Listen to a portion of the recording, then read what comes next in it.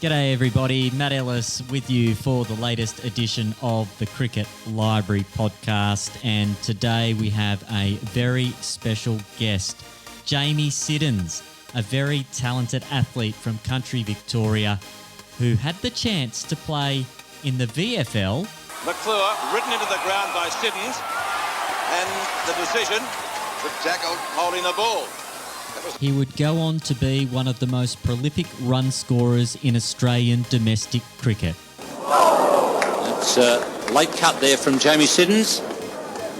He won a Sheffield Shield title at Victoria and is the most recent captain to lead South Australia to victory in the Sheffield Shield competition. What scenes here at the Adelaide Oval. South Australia winning their 14th Sheffield Shield title, their first since 1981-82. He has since forged a career in coaching, and today we will hear his story on the Cricket Library podcast. And it's a very warm welcome to the Cricket Library podcast to Jamie Siddons. Thanks so much for joining us. No problem, Matt. Great to be here. Well, Jamie, I'd love to start out. You're a country boy from Robinvale in Victoria. I'd love to find out how your passion for cricket started and what it took for you to be able to take your game to the elite level. So where did it all begin for Jamie Siddons? Yeah, we were fruit growers. Mum and Dad had purchased a fruit block, so we grew up from the age of one, I reckon I was. We had an orange and grapefruit and mandarin property, and eventually that turned into a vineyard, so we grew some grapes as well at the end of that. But Dad was a passionate cricketer, a passionate footballer. He played till he was 55, 56, I think, Wow. in senior cricket in Robinvale. So I got to watch him play quite a lot. I went along to the cricket all the time. He coached all my junior cricket and was probably the biggest influence on me loving the game. Took me to every tournament I was picked in, and took me to Melbourne quite a bit as well. Obviously, went through some hard times trying to pay for all of these things because we didn't have a lot of money, like a lot of country people at the time. But that was where my passion for cricket and where I learnt how to play the game. Dad's biggest comment to me was always, if it's your day, you'll make runs. So go out there and play shots and enjoy the game. Hit the ball hard. The bowlers are there to score off, not just to worry about. You've got to go out there and play the game the way you want to play it. And that's what I took throughout my whole career. A lot of travel then.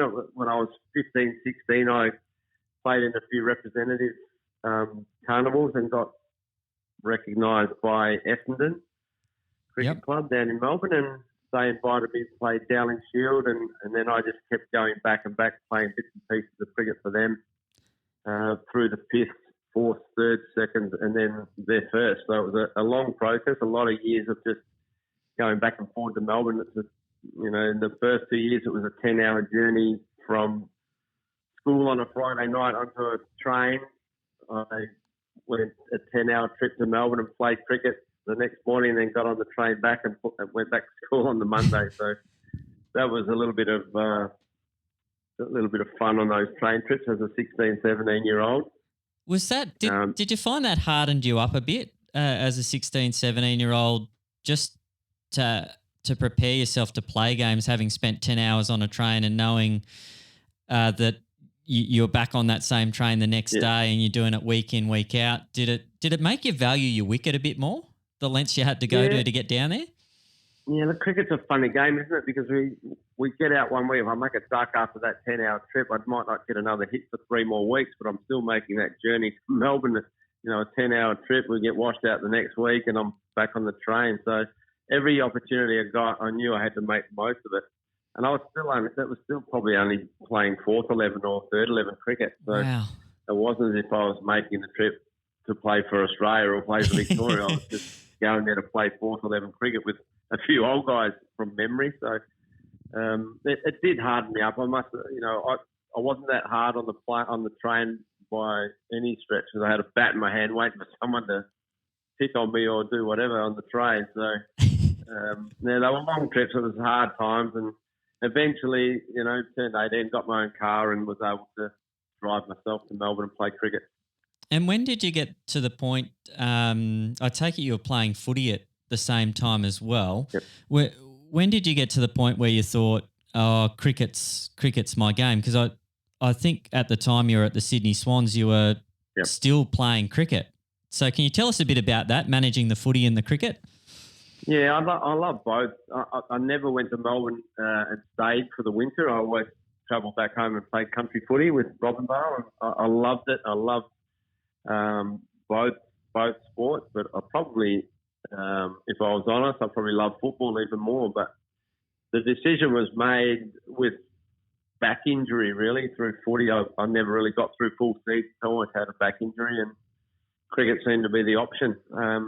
Played for the Swans, and I played for Victoria pretty much in the same year. I debuted for Victoria the year I played my 2 games for the Sydney Swans. So I had to make a decision, and it just fell cricket's way, I guess. It was just something that I decided I wanted to play, and I could play it probably a bit better.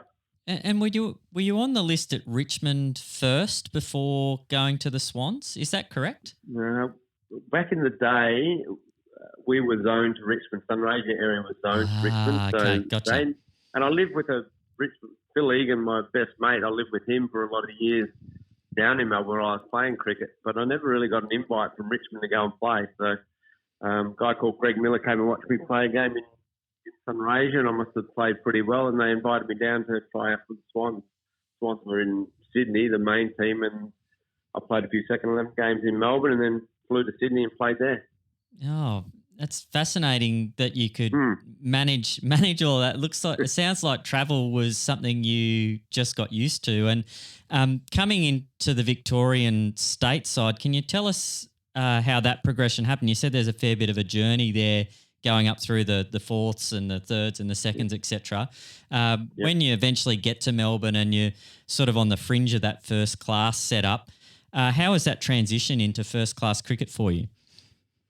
Yeah, it was, I guess, but again, we played a lot of second 11 cricket. I can remember playing quite a bit of second 11 cricket, playing against some really good players. I can't reel them off, but they would have been, players that went on and played, a lot of players that went on and played field cricket. So I think that was the biggest step from, playing first grade cricket. We've played some second 11 cricket, and then you earn your stripes and get an opportunity. And I did spend a couple of pre-seasons and did a little bit of work with a few of the coaches in Redpath and guys like that. So I felt like I was quite ready when I did get my chance as a 20-year-old. Yeah, and that chance comes against the West Indies of all teams at the MCG and facing up to Courtney Walsh. Can you tell us how you got off the mark? Yeah, I can, and it sounds probably better. It was a really good shot. It was a pull shot, first ball bouncer, probably chest high that I hit straight in front of square, one bounce into the fence, and it felt fantastic off of the bat, and it hit the pickets, and I was away. But the MCG in those days was known for running along the ground, so they had to bowl it pretty short, and it didn't really have the life in it that you probably imagine the West Indies were, it's not like they were playing in Perth. But I was pretty happy with the shot, and I'll never forget it. Yeah, unbelievable. And did you feel like you settled in fairly quickly? It sounds like you were taking your dad's advice there and playing the ball on and hitting it in when it's in your area. Yeah. Did you find that you settled in and were able to relax and play your own game at that level? Yeah, I always did. I always tried to play my own game and hit bad balls for 4 or 6, whatever seemed like the right option to take. I did get hauled over the coals a few times by Redpath and a few of the other coaches, but I went too hard, and I got out playing that full shot a lot in my early days. Had to curtail it a little bit to make sure I put some runs on the board, hit the ball along the ground a little bit more, which I wasn't prone to do so much. So, you do find out with cricket that some shots get you out, that you need to be a little bit more patient. And I learned that pretty quickly, I must admit. Probably took me 2 or 3 years, but in a 16-year career, that was a good little learning curve for me those first 3 years. Yeah, absolutely. And the call comes to play a one-day international. Can you tell us how that came about and that experience of being in that Australian one-day international side in 1988? Yeah, it was.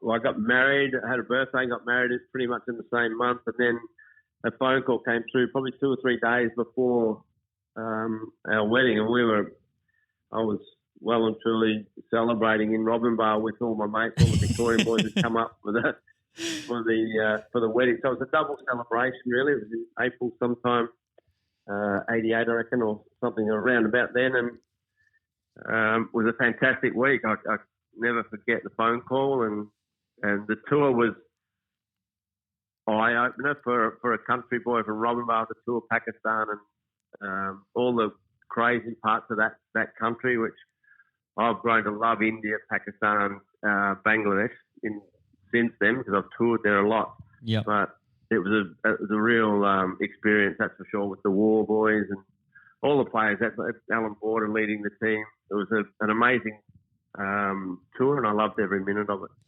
And you get the chance to play that game. You score 32 off 37, which strike rate standards back in 1988, that's going at an absolute gallop. Yeah. I think Jeff Marsh got runs in that game. Booney got a few as well. What was the in-game experience like? Did they do cap presentations? Was there any fanfare, or is it just you get out there and play the game? Because I think I spent a lot of the time being sick in Pakistan, so I got food poisoning and missed a few of the lead-up games, and probably was a chance to play test matches because the side was going terribly, and I just wasn't well enough to play a test match. But then this was the last game of the tour, so it was probably a nice gesture by the selectors, and Dean Jones was left out for me. So he was a good mate of mine in the Victorian side at the time, a superstar, but he was left out and I got my opportunity. I can remember facing Abdul Qadir, hitting his wrong and back over his head, and then I slashed one to point, and it was a really good catch actually. So I was out for 32 off 30. So it came and went really quickly. It was I don't remember a lot about it apart from facing Qadir and hitting that ball, a foot off the ground and getting caught. So a great experience. So I love representing Australia, and it's a great memory. And you mentioned the food poisoning and the upset stomach. That continued on, didn't it, after the tour? And you had quite a while where you weren't 100% well. Can you tell us about that time? Yeah, I think I took my opportunity in that one hit for Australia, and I thought that would be my year that year, and I'd play a lot more and get a lot more opportunities. But I took that bug back with me to Australia, and I never really recovered throughout that summer. Yeah, summer came on pretty quick, and I was in and out of illness and never really got my energy or my mojo back. So had probably my worst year ever. From being in the peak of my form and stuff, I dropped off really quickly and then got it back after that, but never really got another opportunity. So it was a bit disappointing in the fact that it didn't go away quickly enough for me to have a good summer and establish a spot in that side.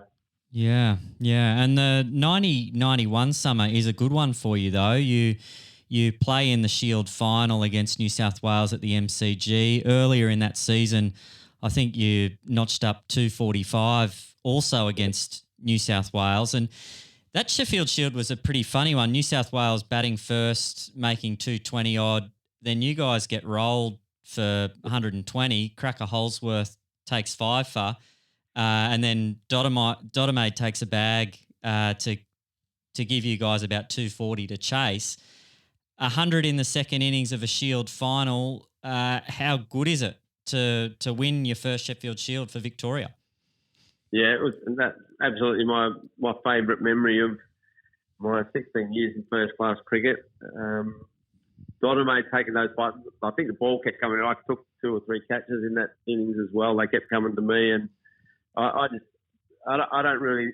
I didn't sleep very well. So I think might have been overnight, not out overnight, and didn't sleep that great. But came out and everything hit the middle of the bat, and we were in all sorts of trouble trying to get back into that game. But in the end, me and Wayne Phillips put on a really good partnership. I think I stole too many runs and he couldn't quite get to his century yet. He was stuck on 96 or something like that. You know, he was cruising to 100 as well. But we got the runs, and I think the Great Southern Stand was just being built. So the MCG was a mess, but the game was fantastic. It was a great come from behind win, and Victoria hadn't had one for a while, and we did it with a lot of my great friends around. So it was brilliant.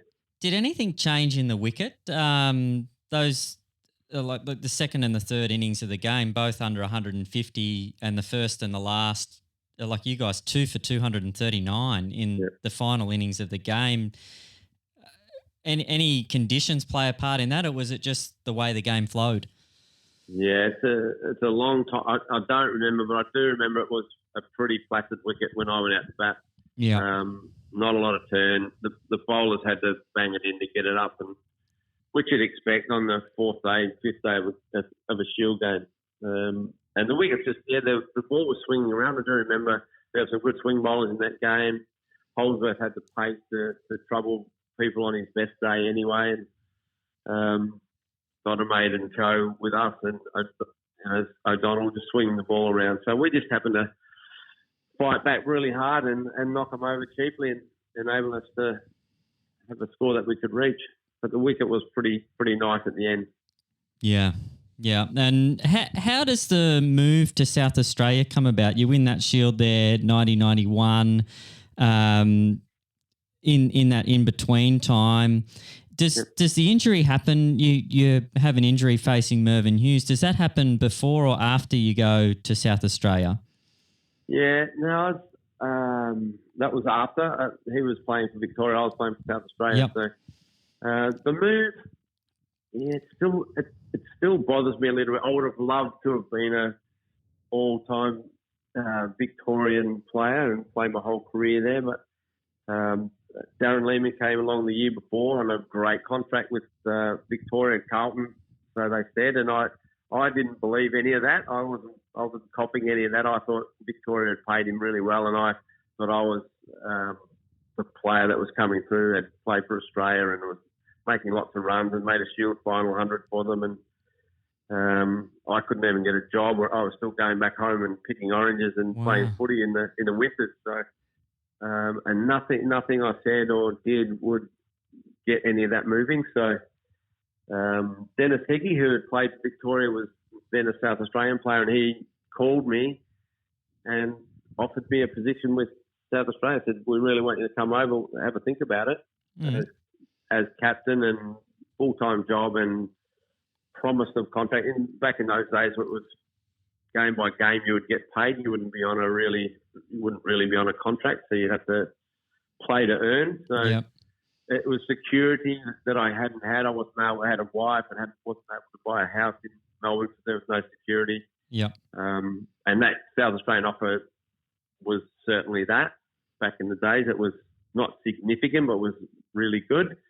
And I was a little bit angry at Victoria, but not so much that was the only thing that made me leave. I hadn't had any more opportunities with Australia, and I thought, well, I might as well go have a great. I love batting in Adelaide, everyone does, and I'll go there and have a nice career. I loved Adelaide. It was closer to my hometown and easier to get to, easier to live in for a country boy. So yeah, we weighed a lot of things up and then made that decision, which I've loved my time in South Australia, but I do regret that I didn't play my whole career at one state. Yeah, wow. And Shield Player of the Year, 92-93, good year for you there. Captaincy of South Australia, what did you learn from being the captain of South Australian cricket? Yeah, it was a really tough time, to be honest. When I first arrived, there were 4 ex-Test players and 2 ex-South Australian captains still playing in the side. There was, I think, the Hooks, Sleep, Hilditch, Hooks, Hilditch, Sleep, and one other, but I can't remember them. Wayne Phillips. Yep. So they were all still playing for South Australia. So it was a really tough time. Hooksy was the ex-captain that I took the job from, and I don't think Victorians are that loved by South Australians anyway. But when you're a Victorian cricketer and you come over and take the captaincy off David Hooks, it's not the place you want to be. So they didn't make it easy for me, but it certainly made me, tougher, a strong captain, I think, being able to get through that period and then be able to bring some young players through. Yeah. I learned how to manage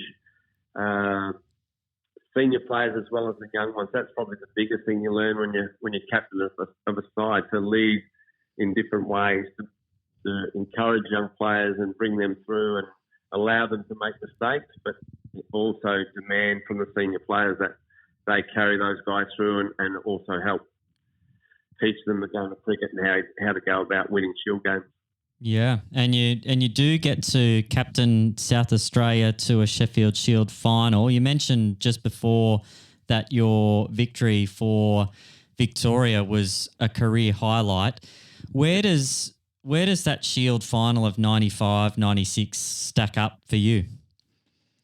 Yeah, it was just as exciting. I just think making the 100 and carrying the side over the line makes that a little bit more special.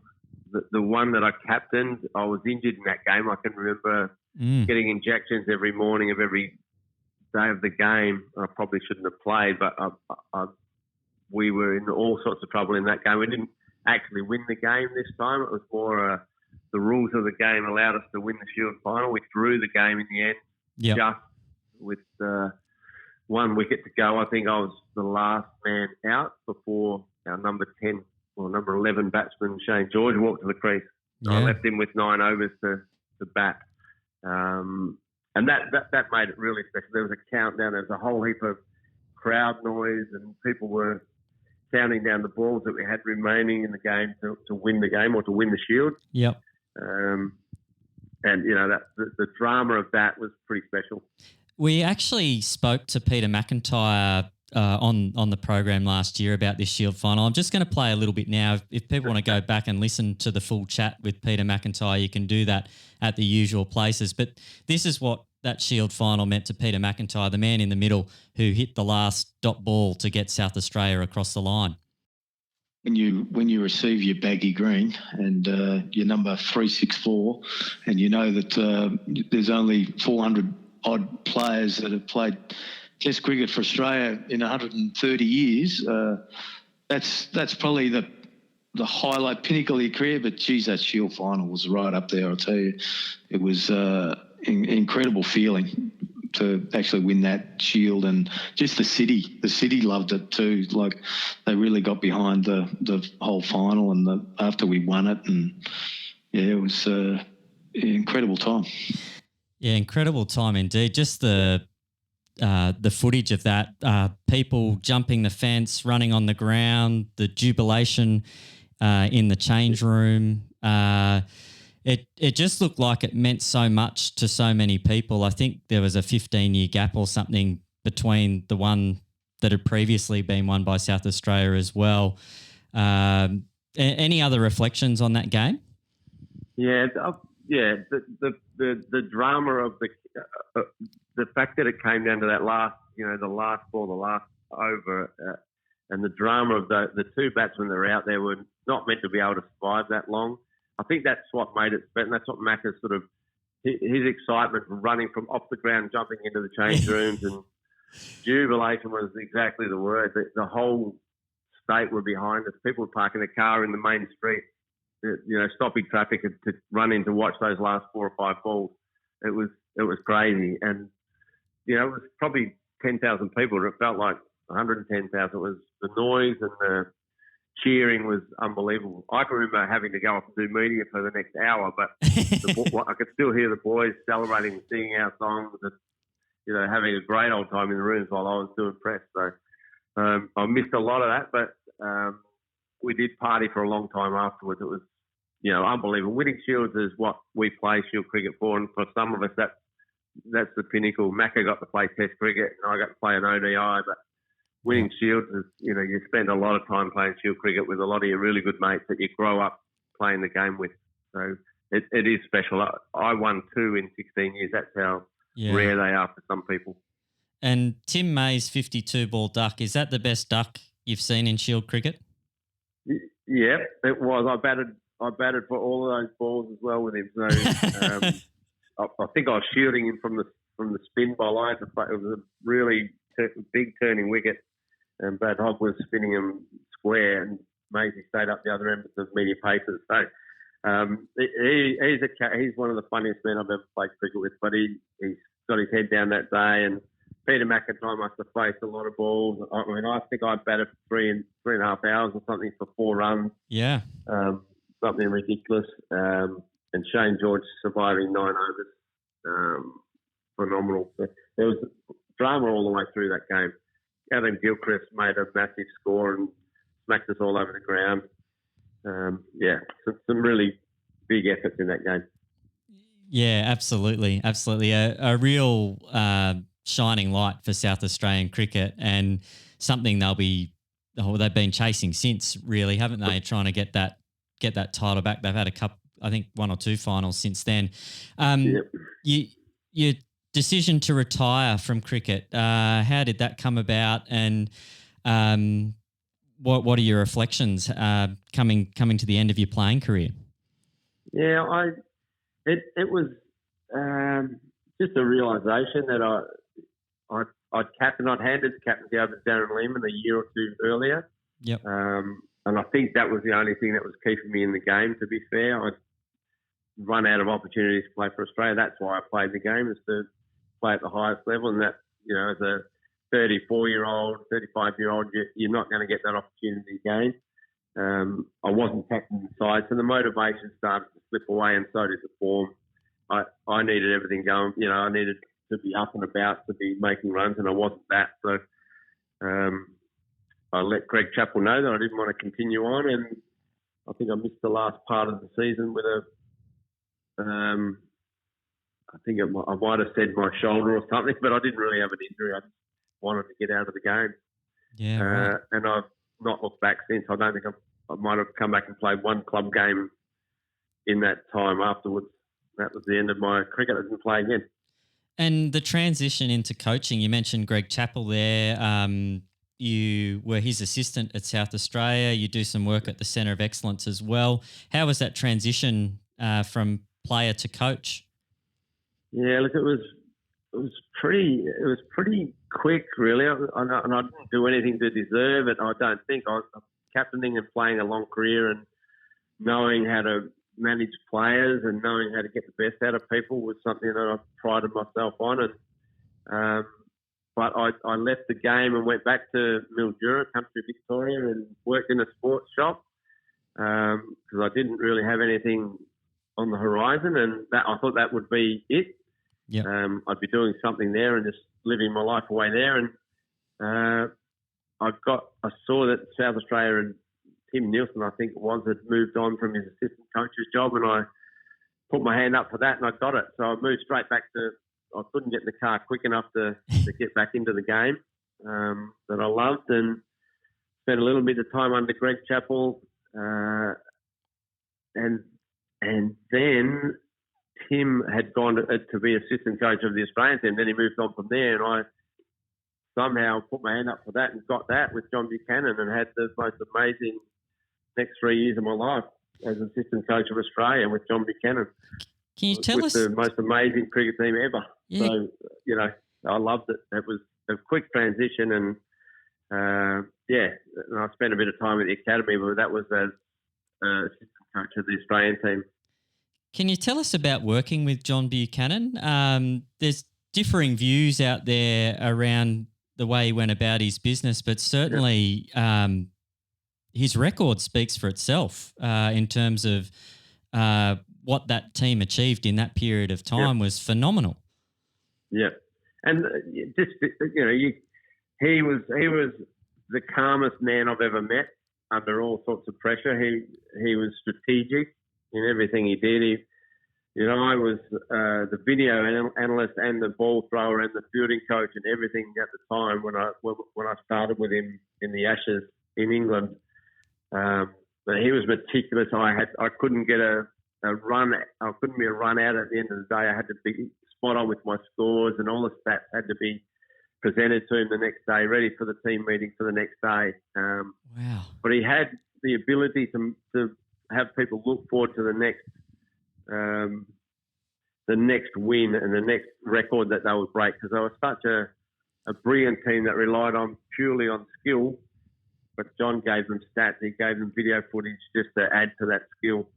The players that we had under us, or John had under him, were phenomenal players, and their records stand for themselves. But I 100% think that he had a big part to play in the success of that team.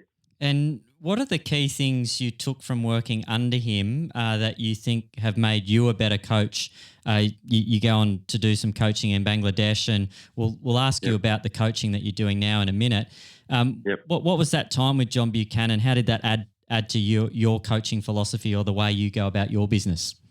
Yeah, I think John's 100%. He's an academic. He's 100% the opposite of me. So I'm more a skills oriented. I love to improve players' skills, and he didn't have to do that as the Australian coach. But when you're a state coach or doing what I'm doing now with younger people, you've got to work on the skills. So I love the analysis of players and what they do with their feet and how they move and how they pick a bat up. And so that's how I worked as a coach. I wanted to make sure we had the best skill drills and we worked harder on our game than any other team. And I love the planning side of what he did. I love watching opposition players and finding out their weaknesses. So I guess the biggest thing I learned was that you need to have a great team to win games of cricket. It doesn't matter how good a coach you are, you need to have some cattle. Yep. And you also need to understand opposition and what their strengths and weaknesses are and how you can expose them. Yeah. Yeah, and when you do get the chance to be a head coach at Bangladesh, any reflections on that time there? Yeah, it was. I actually had a new marriage at the time, so it was an amazing journey to Bangladesh. We won 5-0 Ashes here with the Aussie team, and I was fortunate enough to be hot property as the assistant to John Buchanan and that 5-0 Ashes whitewash of the greatest team that I think has ever played for Australia, bar maybe one. And so I was offered Sri Lanka job and the Bangladesh job, and ended up through different circumstances taking the Bangladesh one. And it was 3 years that I'll never forget. The country, a bit like the tour to Pakistan and the following tours to India with the Aussie team as an assistant coach. It was just a great experience. You get, as a head coach, you get a great contract, you get great travel allowances, and you get looked after really well. And 150 million people know who you are. So and the bald-headed white guy who's the head coach of Bangladesh is very well recognised and looked after. People love to come up and say hello, and you'd have a lot of unfortunate people following you around wanting some money off you, and you just go and buy them some fruit and feel like you're doing some great things for some people. And the staff that you have under you, being able to look after them is something special that me and my wife will never forget. We still send money over to some of the staff that we had then. Oh, wow. Yeah. Oh, that's great. Great you still got those connections over there. And what was it like coming back to South Australia after that experience? Was it something that you were looking to do? Yeah, well, living in Bangladesh, we knew it was never going to be forever, so that's what made it a little bit easier to live there. Yep. I think it's been recognised as the least livable city in the world for a long time. So wow. It wasn't the greatest city in the world, but we had a great time. So we knew we weren't there for a long time, so we had a great time with all the expats. And then I think the side lost. We played pretty well in the World Cup before I got the chop from that job. I think the West Indies lost a game against England when they should have won it, which would have put us into the quarterfinals, and I would have had another couple of years there, I'd imagine. But they lost that game, and I lost my job, and I took up a job with Wellington in New Zealand before I came to Australia, which was a great little entry into first-class cricket. They played 2020 one-day cricket and Shield cricket, the same three formats, the same setup as with 6 teams in the competition as we do here. So it made it a really good transition. I learned a lot of tricks and a lot of things from coaching Wellington, and then tried to bring those things to South Australia. Yeah. Came to South Australia, we got in 2 Shield finals and 3 one-day finals and lost them all. Which wasn't great, but, I know we could have been a lot more successful, but I feel like we've done some really great things here. Yeah, absolutely. And some good young players coming through in South Australia at the moment, the likes of Travis Head, Alex Carey, coming through that time. What's it like working with emerging talent like that? Yeah, it's really great. It's what you coach for. You want to see some talent. You want to see some talent blossom, and you want to see some of the things you've shown them start to pay dividends. And that's what you definitely see with Carey, who we brought through from a club cricketer right the way through to what he is now. And he's done it really quickly. You never see a harder worker or a nicer person than Alex Carey. I think the public see that now when they watch him on TV and hear him interviewed. That's exactly who he is. But, and Travis is just an extreme talent. Came through the underage stuff with a blast, and then captaincy was handed to him at a really young age, and he's managed to grow into a really good captain now, and someone that walks out the bat with super confidence. And that's come with making a lot of runs and playing for Australia. Now he owns that team and runs it really well. He's got all the boys behind him, and they're the things that you watch, and you see talent like Daniel Worrell, who is begging for an opportunity. He's probably the best bowler I've seen for a long time, but he hasn't had the right back to get him through. And the Aussie team, the Aussie selectors are definitely looking at someone like that. Yep. But there is a lot of talent around in state cricket, and South Australia no different. Yeah, absolutely. And you've made the transition into running your own business. Crazy time in the world with COVID-19. Can you tell us about the coaching that you're doing now and what you're hoping to achieve with the coaching work that you're doing?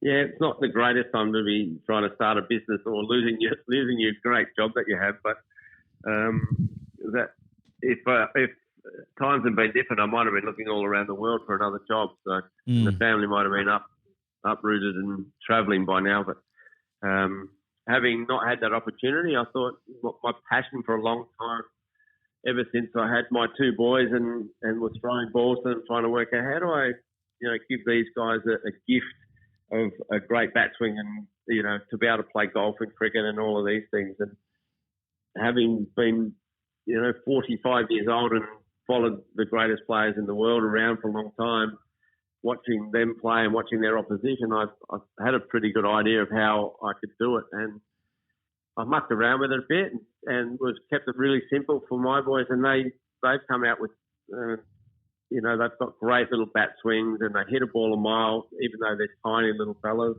Yeah. So I thought I'd be able to hand that on to every other parent. And that's my dream has been for a long time, to pass what I've taught my kids on to parents and young kids, so that they can go through and have some fun with the game and hopefully, flourish and become good players, whether they go on and play Test cricket or not. I know they'll enjoy the game and they'll hit lots of 4s and 6s, which is what my motto is. I want to teach people how to hit the ball harder.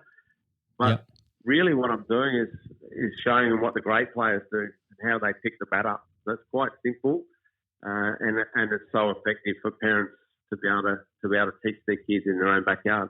And are you doing a bit of video coaching these days with the restrictions and things, or you've recently been able to get back out on the park and do some stuff face-to-face? Yeah, no, really lucky to be in Adelaide, where we've been able to do one-on-one stuff for quite a while now, as long as we keep our distance and kids don't touch the balls that I'm touching, and they've just got to hit it with their bat and not touch it with their hands. So we've been able to do that for the last few months, and I've had lots of young kids come through the session and quite busy at the moment, to be honest. So I'm loving it. I'm loving just seeing how I can put a smile on their face by showing them how to hit the ball properly. Yeah, absolutely. Which I don't think is happening out there in the world at the moment. I'm quite concerned. Yep. Yeah, it's great to hear that you are still passionate about cricket and that you're so keen to inspire others to grow a love of the game. And a love of the game is a lot stronger if you're having success at what you do, and giving people the tools to be able to do that is a gift, like you say. And we always like to finish our chat on the Cricket Library podcast finding out who our guests would most like to have a net with. And it sounds like you've had some nets with some pretty impressive cricketers, giving throwdowns and no doubt batting against some pretty good bowlers over the years. If you could pick three people to come and join you in the nets, who would you choose and why? Look, does it have to be a cricketer? That's the thing. No, you could have anyone you want. You could have President Trump or whoever you like. Yeah, look, I've got Tiger Woods because I've fallen in love with the game of golf, and I've got Michael Jordan because when I was growing up, he was just a superstar of basketball. I loved the game of basketball as well. And Shane Warne because I just think he is the best player I've ever seen and played against. So get Warnie amongst them. They're all Nike boys, so they know each other pretty well, I'd imagine. So those three would be good fun. And might get a bit of Nike product from some of the boys as well. Bit of handy. I've never got anything from Nike, so it'd be nice to get something now. Well, if anyone from Nike is listening, please get in touch and we can pass on Jamie's details. And just speaking of your details, if people are interested in having a net with you, where's the best place for them to find you? Yeah, look, just my website, mate, jamiesiddons.com, jamiesiddonscoaching.com, sorry. All the stuff there. Some good swing tips on there for everyone to go and have a look at. So if you've got young kids or you're a parent that, you know, you want to teach some other kids in coaching, it's a great place to go and have a look at some of the wild stuff that I've been doing with my boys and the kids that I'm coaching at the moment, having fantastic results. Yeah, absolutely. Well, it's been an absolute pleasure spending some time with you this evening, Jamie, and hearing your story and your cricketing journey. And I just love that you're still passionate for the game. And that's what this podcast is about telling stories of people who have been inspired by a love of cricket. And it's so good that you're still doing that. Thanks so much for joining us on the program. Thanks, Matt. That's much appreciated, mate. I love the comments. I love looking after kids, and that's the main thing, getting them excited about the game. The game will have a good future. Absolutely. A massive thanks to Jamie Siddons for joining us on the Cricket Library podcast. A wonderful story of the young man who paved his way, learning from his dad, a passionate cricket man, and imparting the skills to him. Getting on the train, travelling 10 hours at a time to go backwards and forwards from Melbourne to play lower grade cricket, worked his way through the ranks, got to make his first class debut on the MCG facing Courtney Walsh and dispatching him for 4 runs, and deciding between footy and cricket, the Sydney Swans, a couple of games there in the top grade in the VFL, and then going on to have the successful cricketing career that he had. 10,643 Shield runs, magnificent track record there. Couple of Shield finals, the one that we mentioned against New South Wales whilst playing for Victoria, and then the other one captaining South Australia, lifting the Shield in that drawn game that will be remembered for eons for the way that it was drawn out in the end by Peter McIntyre blocking that final ball after a long stay at the crease from some tail enders.